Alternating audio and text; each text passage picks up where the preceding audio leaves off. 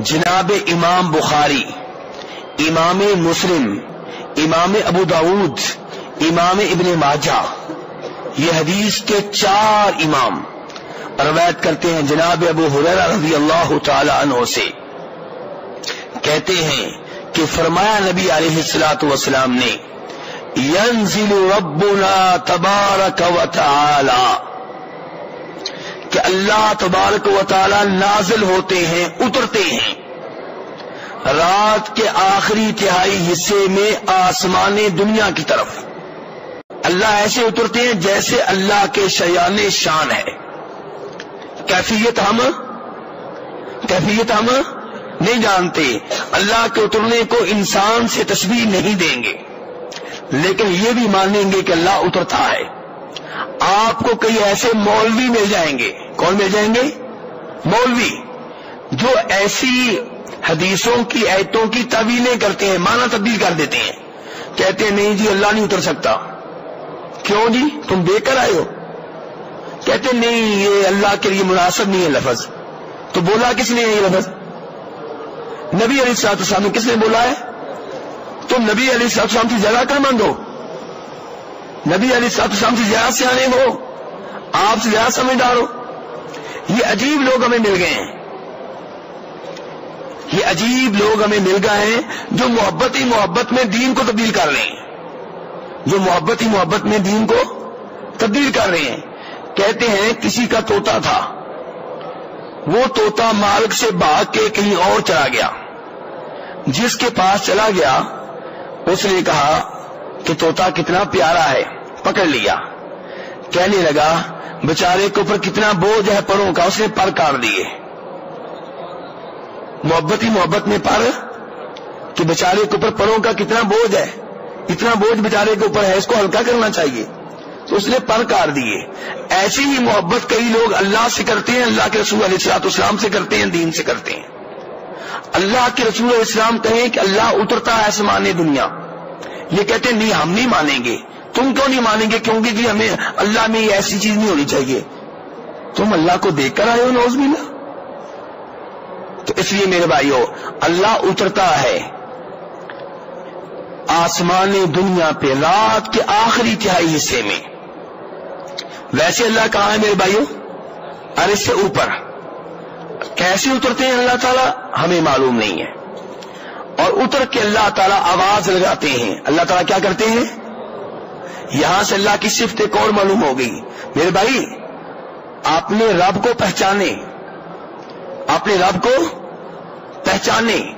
رب کی کئی صفتیں اس حدیث میں آ رہی ہیں۔ ایک تو یہ آ گئی کہ اللہ رات کے آخری حصے میں اترتا ہے، دوسرا یہ کہ اللہ آواز دیتے ہیں، اور اس سے پہلے اس حدیث کے علاوہ میں ذکر کر چکا ہوں کہ اللہ سنتا ہے، اللہ دیکھتا ہے، یہ سب اللہ کی صفتیں ہیں۔ اللہ سنتا ہے، اللہ کی کیا ہے؟ اللہ دیکھتا ہے، اللہ کی کیا ہے؟ اللہ رات کے آخری تہائی حصے میں آسمان دنیا پہ اترتا ہے، یہ اللہ کی صفت ہے۔ اللہ آواز دیتا ہے، اللہ کی صفت ہے۔ اچھا جی، اللہ آواز دے کے کیا کہتے ہیں؟ اللہ کہتے ہیں من یدعونی فاستجیب لہ، کون ہے جو مجھ سے دعا کرے میں اس کی دعا قبول کروں۔ انسان کہتا ہے کہ آئندہ میرے گھر میں مانگنے کے لیے نہ آنا، اس دفعہ تمہیں دے دیے ہیں، آئندہ سوال کرنے کے لیے، مانگنے کے لیے تم تو بار بار مجھے تنگ کرتے، تمہیں ایک دفعہ میں نے دیا ہے، تم تو عادی بن گئے ہو۔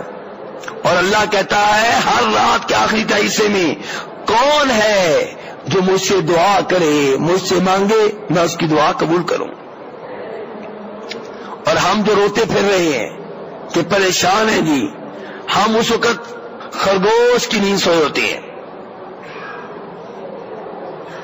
ایک طرف کہتے ہیں دعائیں قبول نہیں ہوتی، دعائیں قبول کروانے کے لیے لمبا سفر کرنے کے لیے تیار ہیں۔ کوئی دعا قبول کروانے کے لیے پاکستان سے انڈیا کسی بزرگ کی قبر پہ جا رہا ہے، ٹائم بھی لگائے گا، پیسہ بھی لگائے گا۔ کوئی عراق جا رہا ہے، جناب علی کی قبر پہ رضی اللہ تعالیٰ عنہ، کوئی بغداد جا رہا ہے شیخ عبد القادر جیلانی رحمہ اللہ کی قبر پہ، اور اللہ کہہ رہا ہے کہاں جا رہے ہو، میں تو قریب ہوں، میں یدعونی فاستجیب له۔ رات کے آخری تہائی حصے میں، ہر رات کے آخری تہائی حصے میں اللہ تو آواز دیتے ہیں کون ہے جو مجھ سے دعا کرے میں اس کی دعا کو قبول کروں۔ تو بھاگ کے کہیں اور کیوں جاتا ہے؟ اللہ کہتا ہے مجھے پکار، مجھ سے مانگ، مجھے سے مانگے گا تو میں خوش ہوں گا۔ تیرا مانگنا بھی عبادت ہے، تیرے سوال کو بھی عبادت بنا کے لکھ دوں گا۔ اور ہم ہیں کہ اللہ کو چھوڑ کے دائیں بائیں بھاگ رہے ہیں کہ نہیں جی اللہ ادھر سے جائیں تو پھر قبول کرتا ہے۔ یہ تو اللہ کی توہین کر رہے ہیں۔ اللہ کہتا ہے کہ میں قریب ہوں، سننے کے لحاظ سے قریب ہوں، مجھے پکارو۔ ہم کہتے ہیں نہیں۔ اور عجیب بات یہ میرے بھائیوں، میں کئی دفعہ خبردار کر چکا ہوں اس درس میں کہ انسان کتنا بیوقوف ہے۔ رب کہے مجھے پکارو، ہم کہتے ہیں نہیں، اللہ ڈائریکٹ نہیں سنتا، اللہ کو واسطے کی ضرورت ہے۔ کسی بزرگ کے پاس جائیں گے، کسی قبر پہ جائیں گے، کسی قبر والے کو یہاں سے آواز دیں گے، قبر والے سے کہیں گے اللہ سے لے کر دو۔ اچھا اللہ کی باری آئی تو کیا کہتے ہیں؟ کس کی ضرورت ہے جی؟ واسطے کی ضرورت ہے۔ اور مثالیں دیتے ہیں کہ بادشاہ کے پاس آپ نے جانا ہو تو آپ کو پہلے رابطہ کرنا پڑے گا سیکرٹری سے، کلرک سے، ترجمان سے، وہاں سے ٹائم لیں گے، پھر جا کے آپ کی ضرورت بادشاہ پوری کرے گا۔ تو کیا نعوذ باللہ آپ لوگوں نے اللہ کو بادشاہ سے ملا دیا ہے؟ بلکہ اتنے ظالم ہیں کہ جب بزرگوں کو پکارتے ہیں، شیخ عبد القادر جیلانی رحمہ اللہ فوت ہو چکے ہیں، ہمارے بھی بزرگ ہیں، فوت ہو چکے ہیں، قبر ان کی کہاں ہے؟ قریب ہے کہ دور ہے؟ وہ فوت ہو گئے، اللہ زندہ ہے، وہ فوت ہو گئے، اور فوت ہونے کے بعد قبر میں دفنا دیا گیا، مٹی ڈال دی گئی، اور اللہ قرآن پاک میں کہتے ہیں جو فوت ہو گیا تمہاری آواز نہیں سنتا، جو قبر میں چلا گیا تمہاری آواز نہیں سنتا۔ ہم پھر بھی کہتے ہیں کہ وہ ہماری سنتے ہیں، اور اتنی دور قبر ہے، کبھی کسی نے نہیں کہا کہ یہاں بھی کوئی وسیلہ تلاش کر لیں کہ لاہور میں ہے تو پہلے لاہور والے بزرگ سے رابطہ کریں کہ بھئی آپ کے ذریعے ہم چاہتے ہیں کہ ہماری پکار جو ہے بغداد پہنچ جائے، اور چونکہ لاہور بھی بہت دور ہے تو لاہور والے بزرگ سے کہیں کہ تم ہماری جو ہے التجا، ہماری درخواست کراچی تک پہنچا دو، اور کراچی والا بزرگ تھوڑا آگے پہنچا دے۔ وسیلے واسطے ہونے چاہیے سیڑھیاں نہیں، وہاں کسی سیڑھی کی ضرورت نہیں، وہاں شیخ عبد القادر جیلانی کو ڈائریکٹ پکاریں گے، اور اللہ کی باری آئے جو اللہ زندہ، سننے والا اور کہنے والا کہ مجھے پکار کر دیکھو، اس کو کہتے ہیں نہیں یا اللہ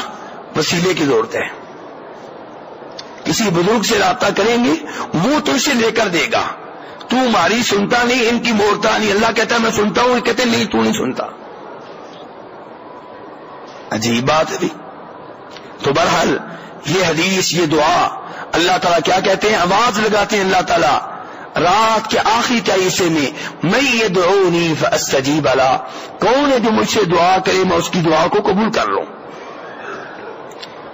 آگے فرمایا من یسألنی فاعطیہ، کون ہے جو مجھ سے سوال کرے میں اسے عطا کروں، کون ہے جو مجھ سے سوال کرے میں اسے عطا کروں۔ من یستغفرنی فاغفر له، کون ہے جو مجھ سے گناہوں کی معافیاں مانگے میں اس کو معاف کر دوں۔ اور اللہ کی یہ آواز فجر تک جاری رہتی ہے۔ میرے بھائیوں کتنی عظیم دعا ہے، کتنا عظیم وقت ہے، اسی لیے اس وقت دعا کرنا بہت اس کی فضیلت ہے، اس وقت تہجد کی نماز پڑھنا اس کی بہت فضیلت ہے۔ نفل آپ عشاء کے بعد بھی پڑھ سکتے ہیں، جو رات کے نوافل ہیں نا، رات کے نوافل وہ آپ عشاء کے بعد بھی پڑھ سکتے ہیں، وہ آپ رات کو 12 بجے بھی پڑھ سکتے ہیں، لیکن رات کے آخری تہائی حصے میں پڑھیں گے اس کا ثواب زیادہ ہے۔ دعا کسی وقت بھی کریں اللہ سنتا ہے، لیکن رات کے آخری تہائی حصے میں اہمیت زیادہ ہے۔ اللہ آواز لگاتے ہیں کون ہے جو مجھے پکارے میں اس کی پکار قبول کروں، کون ہے جو مجھ سے سوال کرے میں اسے عطا کروں، کون ہے جو مجھ سے معافیاں مانگے میں اس کو معاف کر دوں۔ شعبان کی 15 تاریخ کو آپ کیا کرتے ہیں؟ شب برات مناتے ہیں، کیا یہ کسی صحیح حدیث سے ثابت ہے؟ شعبان کی 15ویں رات کو جاگنا، اللہ کی عبادت کرنا، نفل پڑھنا، قیام کرنا اور 15 تاریخ کے دن روزہ رکھنا، یہ دونوں چیزیں نبی علیہ الصلوۃ والسلام سے کسی صحیح حدیث سے ثابت نہیں ہیں۔ البتہ ان کے بارے میں کچھ من گھڑت روایات اور ضعیف روایات آتی ہیں۔ ایک من گھڑت روایت آپ کے سامنے رکھتا ہوں جس کا آج کے درس سے بھی تعلق ہے۔ وہ کیا ہے؟ امام ابن ماجہ روایت کرتے ہیں۔ امام ابن ماجہ کی حدیث کی کتاب بڑی عظیم کتاب ہے، اس میں اکثر حدیثیں صحیح ہیں، لیکن کہیں کہیں پہ ضعیف اور من گھڑت روایات بھی آ گئی ہیں۔ ان میں سے ایک یہ ہے جو بھی بیان کرنے لگا ہوں۔ امام ابن ماجہ روایت کرتے ہیں جناب علی رضی اللہ تعالی عنہ سے، وہ کہتے ہیں کہ فرمایا نبی علیہ الصلوۃ والسلام نے کہ جب شعبان کی 15ویں رات ہوتی ہے تو اس رات قیام کرو اور اس کے دن روزہ رکھو۔ کیونکہ اللہ تبارک و تعالی شعبان کی 15ویں رات مغرب کے وقت، شعبان کی 15ویں رات کس وقت؟ مغرب کے وقت اللہ تعالیٰ آسمان دنیا پہ اتر آتے ہیں، بقول اس روایت کی جو من گھڑت ہے، آسمان دنیا پہ اتر آتے ہیں اور فجر تک اللہ تعالیٰ آواز لگا کر کہتے ہیں کون ہے جو مجھ سے رزق مانگے میں اس کو رزق دے دوں، کون ہے جو مجھ سے دعا کرے اس کی دعا قبول کر لوں، کون ہے جو کسی تکلیف میں مبتلا ہو اس کو میں عافیت دے دوں۔ میرے بھائیو، صحیح حدیث جو پہلے میں نے بیان کی تھی وہ کس کتاب میں آئی ہے؟ بخاری شریف میں، مسلم شریف میں، ابو داؤد میں، ابن ماجہ میں، جو پہلے بیان کی تھی کہ اللہ تعالیٰ رات کے آخری تہائی حصے میں اترتے ہیں۔ کب اترتے ہیں؟ رات کے آخری تہائی حصے میں۔ وہ حدیث صحیح ہے بالکل۔ یہ حدیث جو ہے یہ من گھڑت ہے۔ کیونکہ اس کے بیان کرنے والوں میں ایک آدمی ہے، ایک راوی ہے جس کا نام ہے ابن ابی صبرہ۔ کیا نام ہے؟ ابن ابی صبرہ۔ اس کے بارے میں امام احمد ابن حنبل اور یحییٰ بن معین کہتے ہیں کان یضع الحدیث، یہ نبی علیہ الصلوۃ والسلام کے ذمے خود حدیثیں گھر کے آپ کے ذمے لگا دیتا تھا، خود گھرتا اپنے گھر میں، اپنے گھر میں کوئی بات بنا لیتا اور کہتا نبی علیہ السلام نے کہی ہے۔ ایسے آدمی کی حدیث پہ آپ یقین کریں گے؟ جی کریں گے یقین؟ نبی علیہ السلام نے فرمایا من کذب علی متعمدا فلیتبوأ مقعدہ من النار، جو جان بوجھ کے میرے ذمے وہ بات لگائے جو میں نے نہیں کہی اس کا ٹھکانہ جہنم ہے۔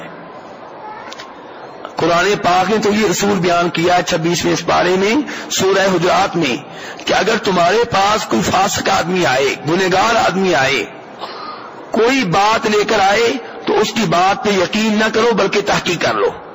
قرآن پاک کیا کہہ رہا ہے کہ اگر تمہارے پاس کون آدمی آئے، کوئی فاسق آدمی آئے، کوئی بھی بات لے کر اس کی پہلے تحقیق کر لو، ایسے یقین نہ کرو۔ اور اگر نبی علیہ الصلوۃ والسلام کی حدیث ہو تو یہاں تو تحقیق اور زیادہ ہونی چاہیے۔ تو اس لیے میرے بھائی شب برات، اس رات کو خصوصی طور پہ عبادت کرنا اس لیے کہ آج شب برات ہے، یا اگلے دن روزہ رکھنا اس لیے کہ یہ 15 شعبان کی 15 تاریخ ہے، یہ غلط ہے، درست نہیں ہے، صحیح احادیث سے ثابت نہیں ہے۔